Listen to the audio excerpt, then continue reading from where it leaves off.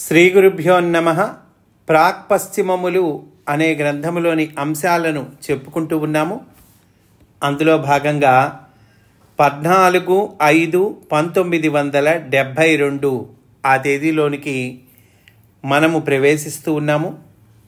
మాస్టారు చెబుతూ ఉన్నారు, ఉదయము 5:20 లేచి స్నానాధికములను ముగించుకొని 8 గంటలకు అల్పాహారము పూర్తి చేసి మరలా వర్మ నేను చెట్ల గుబురులలోనికి పోయి వచ్చితిమి. ముబ్బులు తొలగి చక్కని నీరు టెండ మనోహరమై ప్రకాశించెను. కానీ వాతావరణమున ఉష్ణత లేకుండుటచే ఎండ పొడలో కూడా చలి ఆపాదమస్తకము కంపింపచేసెను.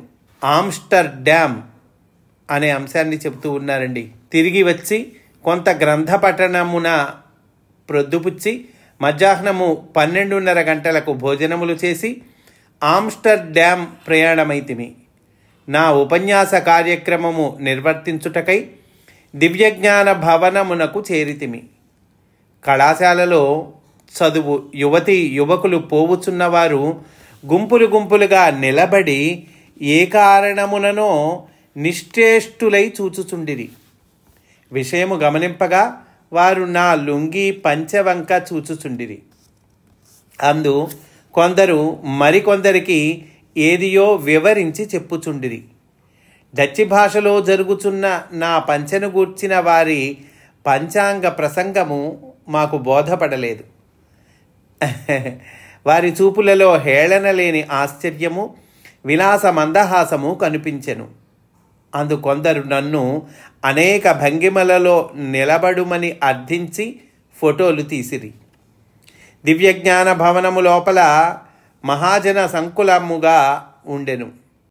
ఆనాడు వారి దివ్యజ్ఞాన మందిరము లాడ్జికి 75వ వార్షికోత్సవమట. అంటే థియోసాఫికల్ లాడ్జ్ అండి. దానికి 75వ వార్షికోత్సవము అటండి. లోపల రంగుల తోరణములతో అలంకారములతో శోభగా ఉండెను. అధ్యక్షుని సంభాషణమైన వెనుక నేను 2:15 నుండి 3:50 వరకు ఉపన్యాసము చేసి తిని. నాటి ఉపన్యాసాంశము పరమ గురువులు వారి ప్రణాళిక. నా ఉపన్యాసమును డచ్చి భాషలోనికి అనువదింతునని ఒక వనిత సంసిద్ధమయ్యను.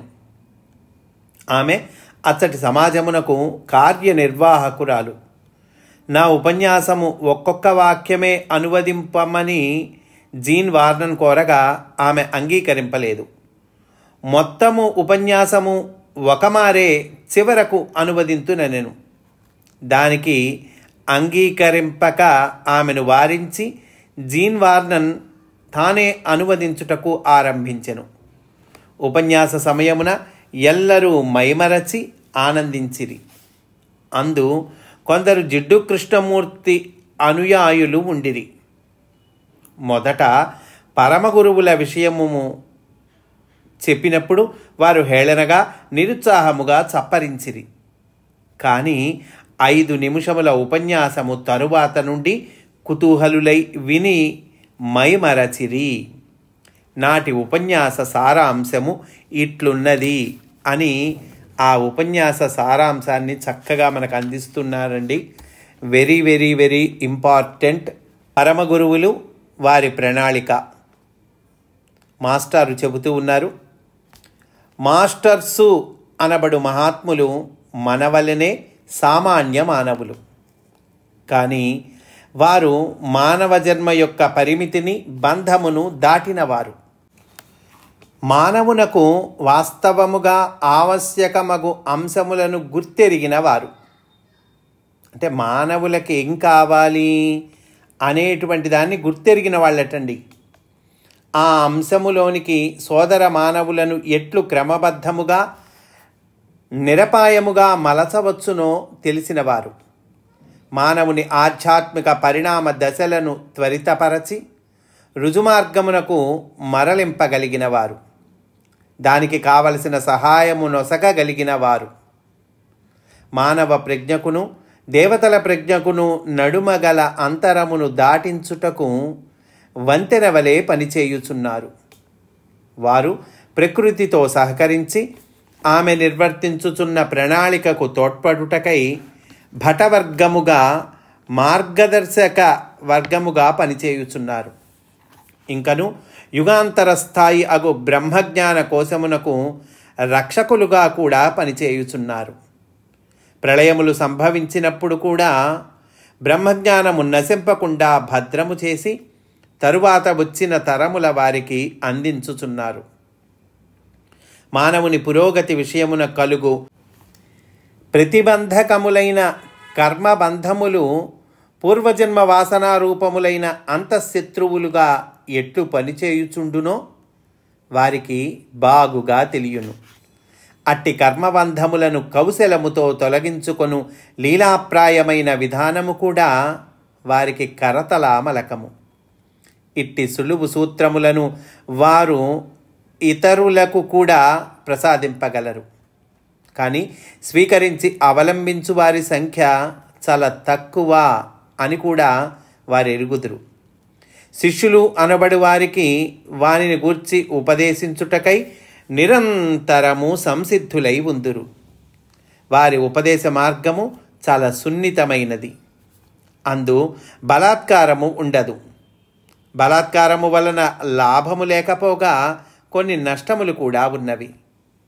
సామాన్యముగా ఎవడైనా అవలంబించుచున్న మార్గమును కాదన్నచో వానిలో క్రోధాహంకారములు రేకెత్తును. దానివలన వారి పూర్వకర్మలోని చెడ్డ సంస్కారములు తల ఎత్తును. ఎవడన్నా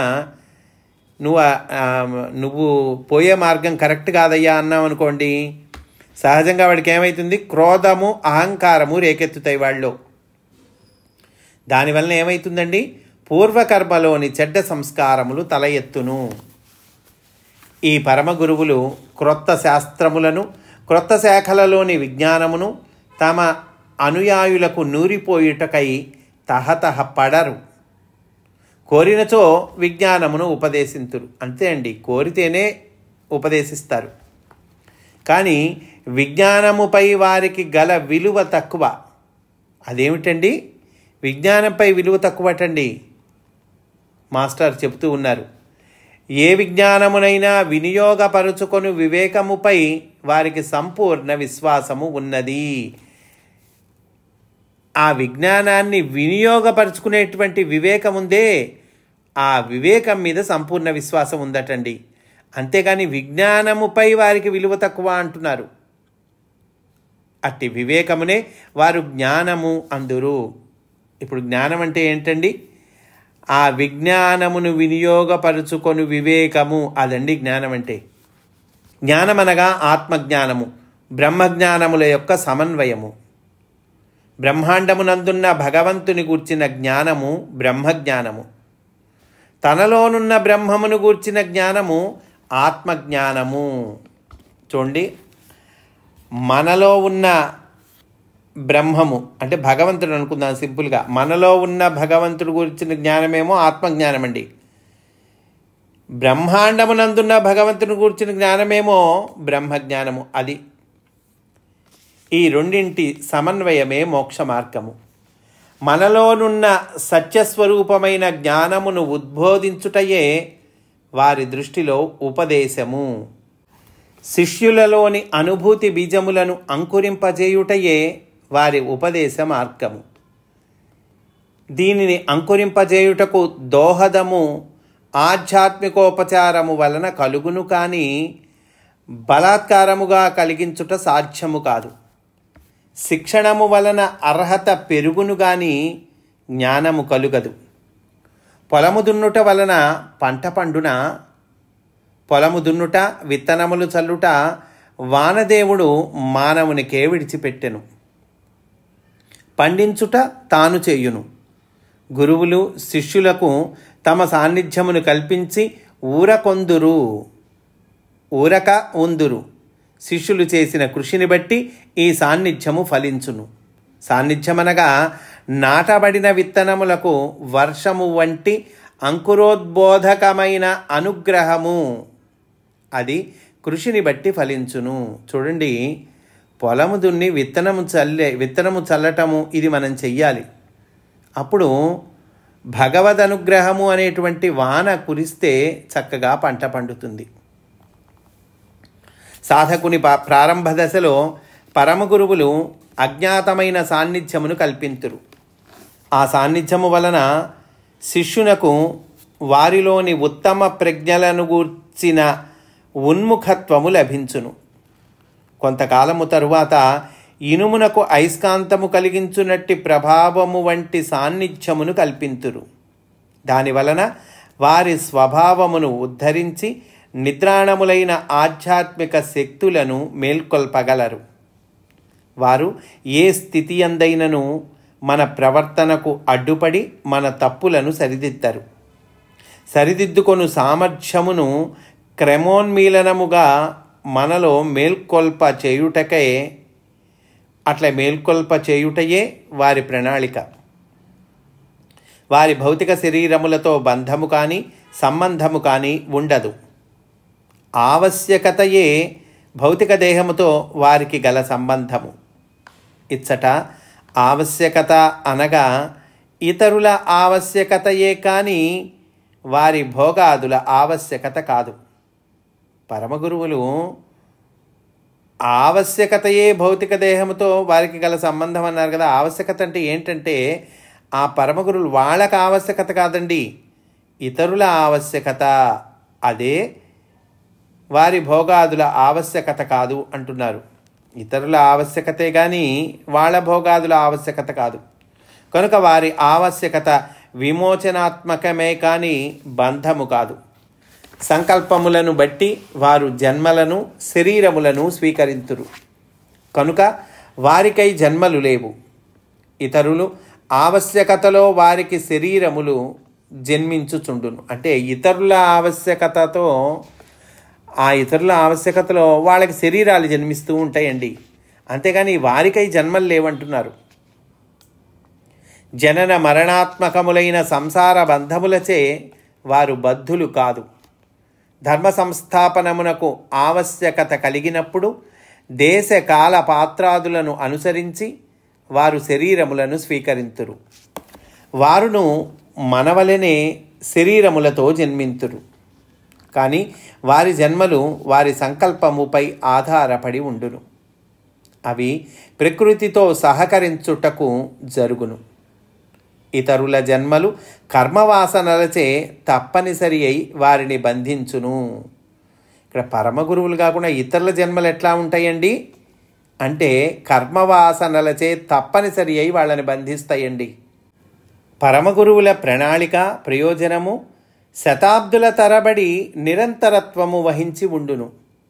మాలికలోని పుష్పముల వలె శరీరములు జన్మలు వరుసగా వచ్చిపోవుచుండును.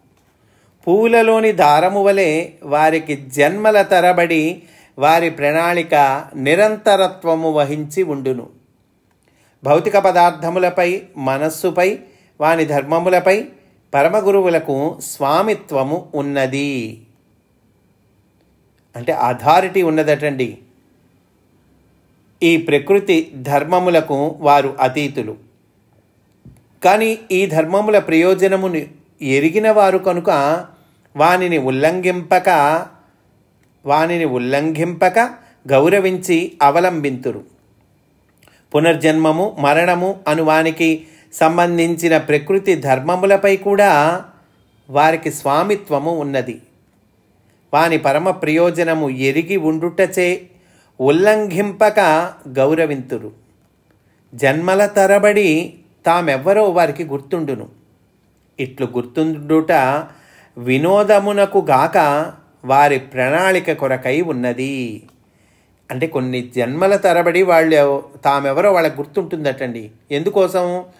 అది వినోదం కోసం కాదయ్యా, వారి ప్రణాళిక కొరకై ఉన్నది అంటున్నారు మాస్టారు.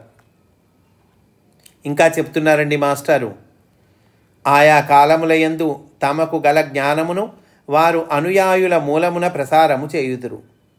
అట్టి అనుయాయులను మీడియమ్స్ అంటే నిర్వాహకులు అని మాస్టర్ సివివి వ్యవహరించిరి. ఇట్టి నిర్వాహకులలో బ్లావెట్స్కీ ఒకరు.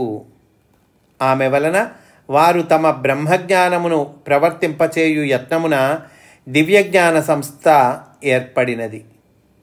తరువాతి తరమున అట్టి నిర్వాహకురాలుగా ఏలిస్ ఏ బెయిలీ అను ఆమె వర్తించిరి. తత్ఫలితముగా ప్రాచ్య బ్రహ్మ విద్యాలయము అంటే ఆర్కేన్ స్కూలు వెలసినది. దివ్యజ్ఞాన సంస్థ వలన మనకు కొందరు పరమ గురువుల పేర్లు తెలిసినవి, వారి ఫోటోలు కూడా లభించినవి. కానీ ఈ ఫోటోలు వారి భౌతిక శరీరములకు సంబంధించినవి కనుకను వారు ప్రస్తుతము ఆ శరీరములను విడచి నూతన శరీరములు ధరించిరి.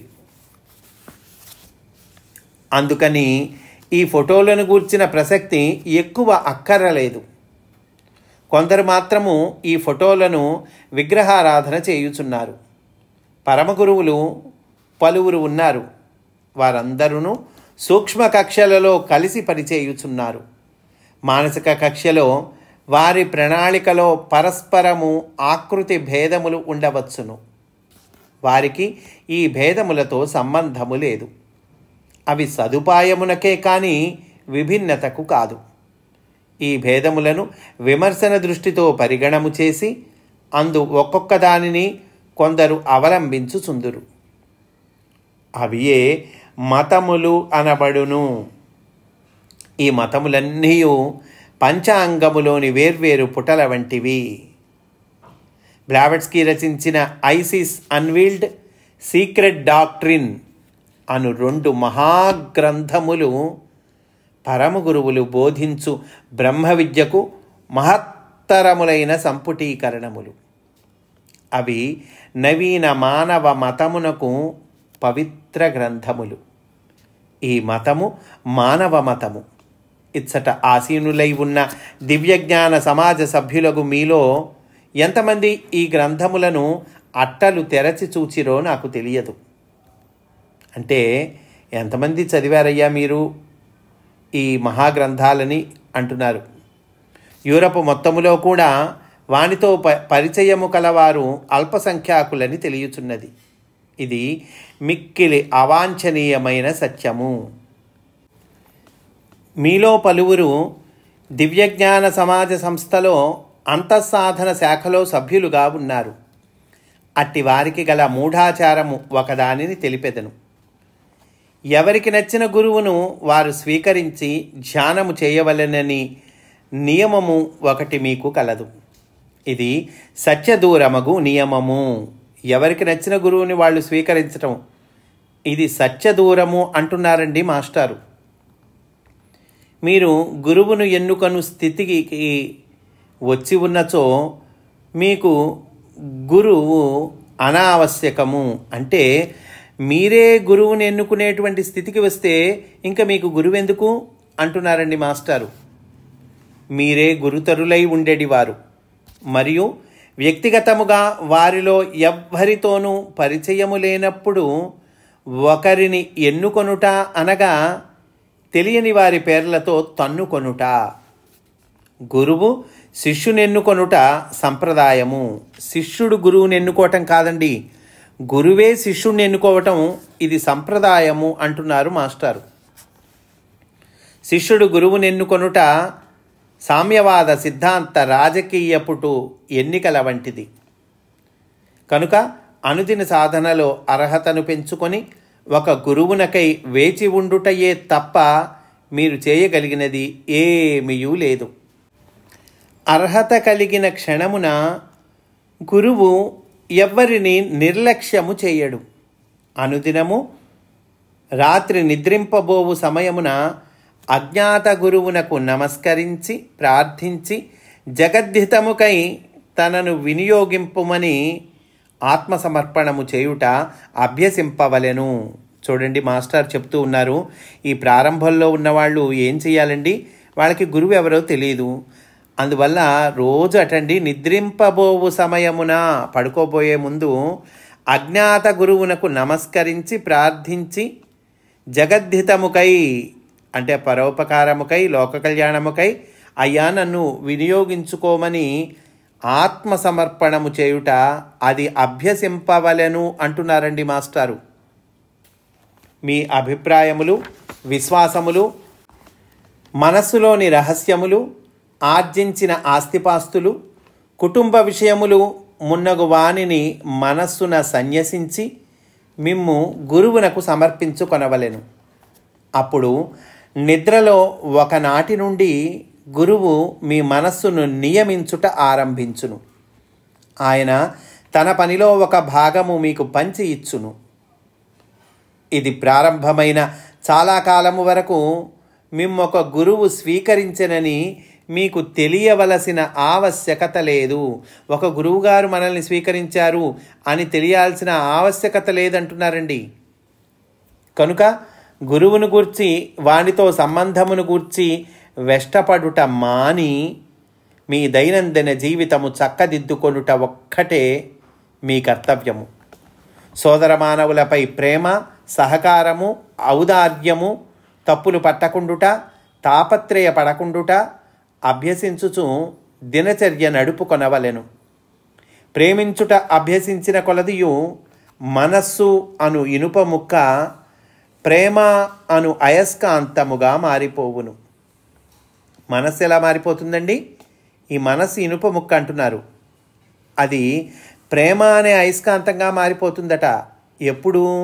ప్రేమించుట అభ్యసించిన కొలదియు అంటున్నారండి. అప్పటి నుండి మీ గురువు సాన్నిధ్యము క్రమక్రమముగా మీ అనుభూతికి వచ్చును.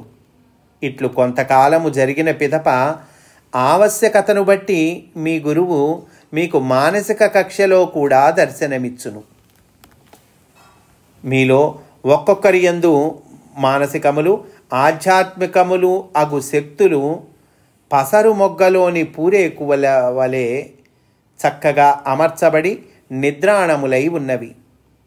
తెలివితేటలు, హేతువు, గ్రహణ శక్తి, నిర్వహణ శక్తి, నిర్మాణ శక్తి, సృజనాత్మకమైన శక్తి, సంకల్పశక్తి, సృష్టి స్వరూపమైన ప్రేమానుభూతి అను శక్తులన్నీ ఒక్కొక్కరిలో ఇమిడి ఉన్నవి.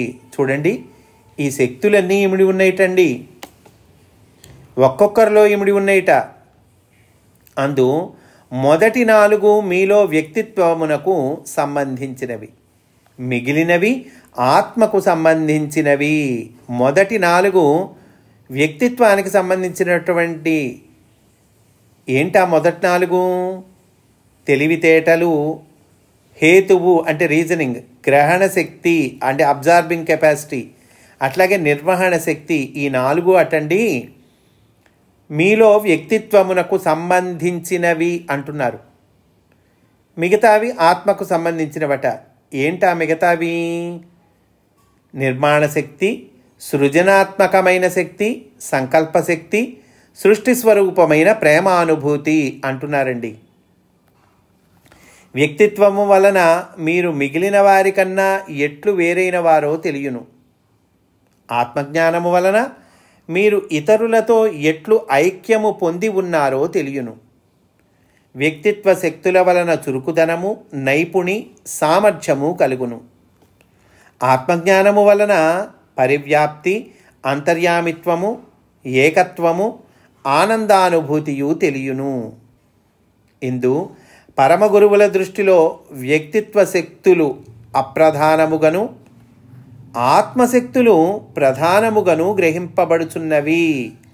ఏమండి, పరమగురువుల దృష్టిలో ఇప్పుడు చెప్పేమే ఆత్మశక్తులు, అవి ప్రధానముగా గ్రహింపబడుచున్నవి. ఆత్మశక్తులను పూరేకుల వలె చక్కగా వికసింపజేసి కొను యత్నమున మాత్రమే వ్యక్తిత్వ శక్తులు క్రమోన్మీలనము పొందును. మీరు గురువు అనుగ్రహము పొందదలిచినచో మీ వ్యక్తిత్వము వ్యక్తము చేసి ప్రజ్ఞ చూపించుటకు యత్నము చేయుట వలన లాభము లేదు. ప్రేమ, భూతదయ, ఔదార్యము మున్నగు ఆత్మశక్తులను ఉపాసించి నిత్య జీవితమున అభ్యాసము చేసుకొని సత్కర్మాచరణము వలన వానికి సంబంధించిన చిత్త సంస్కారమును పొందగలరు. ఏమేంటండి? ప్రేమ, భూతదయ, ఔదార్యము. ఇదిగో ఇవి ఆత్మశక్తులండి. వీటిల్ని ఉపాసించాలట, నిత్య జీవితమున అభ్యాసం చేసుకోవాలటండి, సత్కర్మాచరణము చెయ్యాలట. వాటి వలన ఏమవుతుందండి? చిత్త సంస్కారమును పొందుతాము అంటున్నారు. వ్యక్తిత్వ శక్తులు ఆజ్ఞాచక్రమునకును, ఆత్మశక్తులు అనాహత చక్రమునకును సంబంధించి ఉండును. గురువులు మీలోని 3 చక్రములతో ప్రధానముగా సంసర్గము కల్పింతురు. 3 చక్రాలతో ప్రధానంగా సంసర్గము కల్పిస్తారటండి గురువులు. ఏమిటా 3? 1 మణిపూరకము, ఈ నాడీ కేంద్రమునందు ఆవేశము, క్రియాశక్తి ఉండును. 2వది ఆజ్ఞాచక్రము, ఇది వ్యక్తిత్వ కేంద్రము అంటున్నారండి. 3వది అనాహతము, ఇది ఆత్మకు స్థానము. ఈ 3 శక్తుల సామ్యము కల్పించుటయే రాజయోగము. దీనిని కల్పించి గురువులు ఉత్తమానంద స్థాయి చేకూర్చగలరు.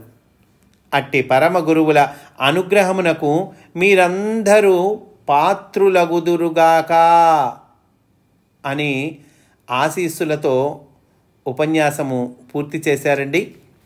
మాస్టారు అంటూ ఉన్నారు, ఇంకా ఉపన్యాసము పూర్తి ఆగుసరికి సాయంకాలం అయ్యను.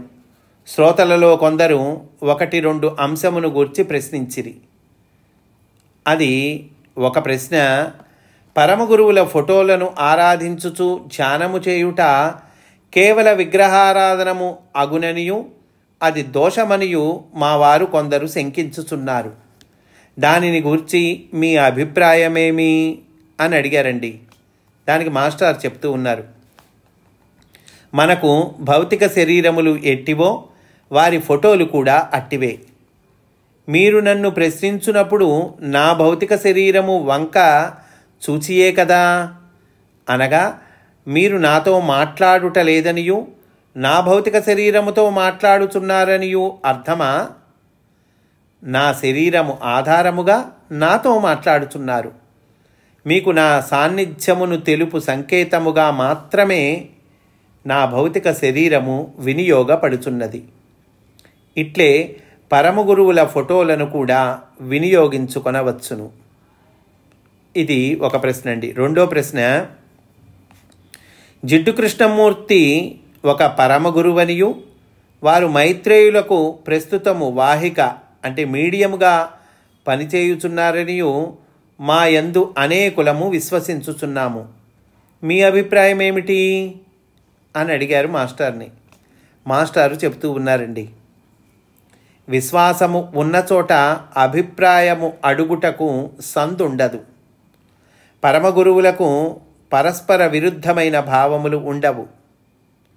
మొత్తము జగద్బ్రహ్మ విద్యా కార్యక్రమమున ఒక్కొక్కరు పరిపోషకముగా పనిచేయుదురు.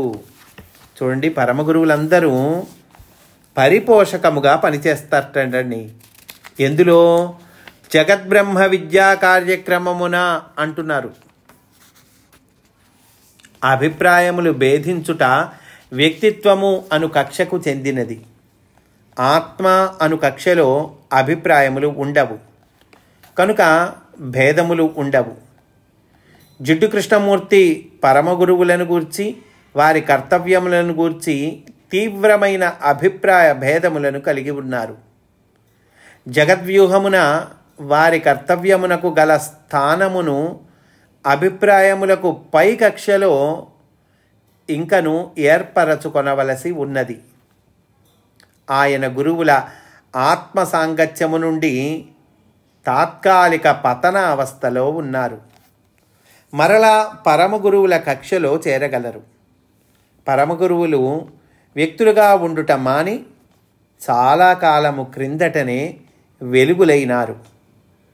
మైత్రేయులు అనగా క్రీస్తు ప్రస్తుతము ఈ భూమికి గల వెలుగులలో ఉత్తములై ఆత్మలకు బంధమోచనము కలిగించుచున్నారు. వారు ప్రేమస్వరూపులే కానీ అభిప్రాయ స్వరూపులు కారు.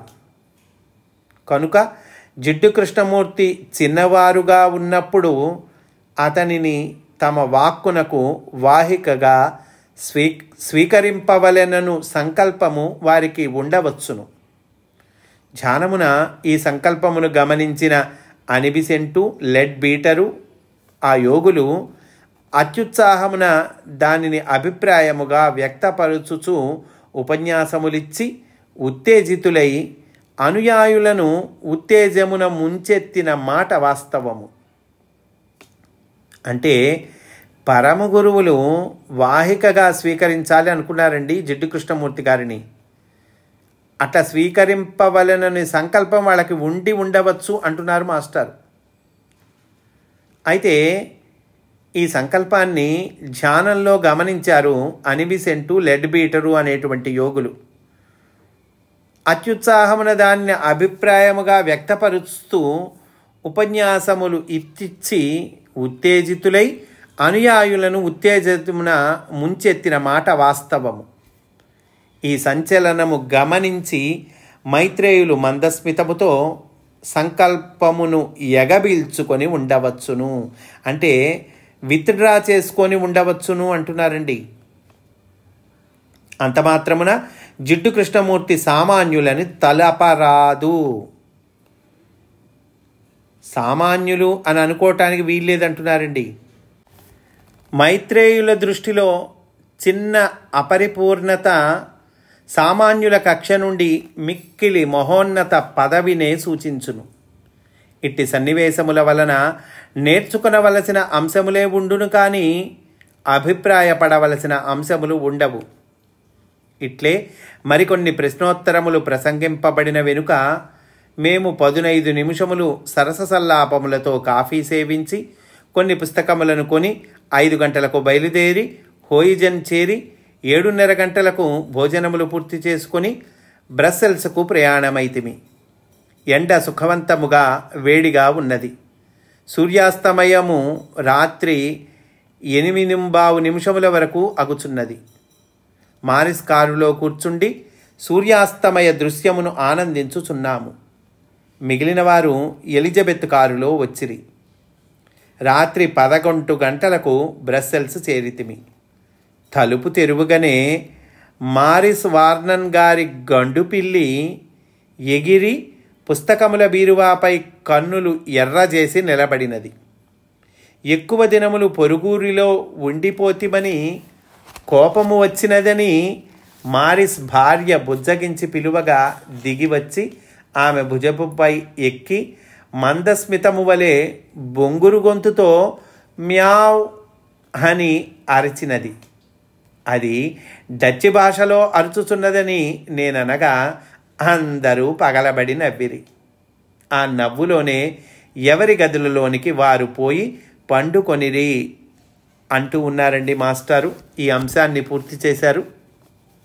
మనము కూడా ఈరోజు ఇక్కడితో పూర్తి చేసుకుందాము. రేపటి రోజున మనము 15/5/1992 అనే తేదీలోకి ప్రవేశిస్తాము అని సవినయంగా మనవి చేసుకుంటూ స్వస్తి. వాసుదేవ.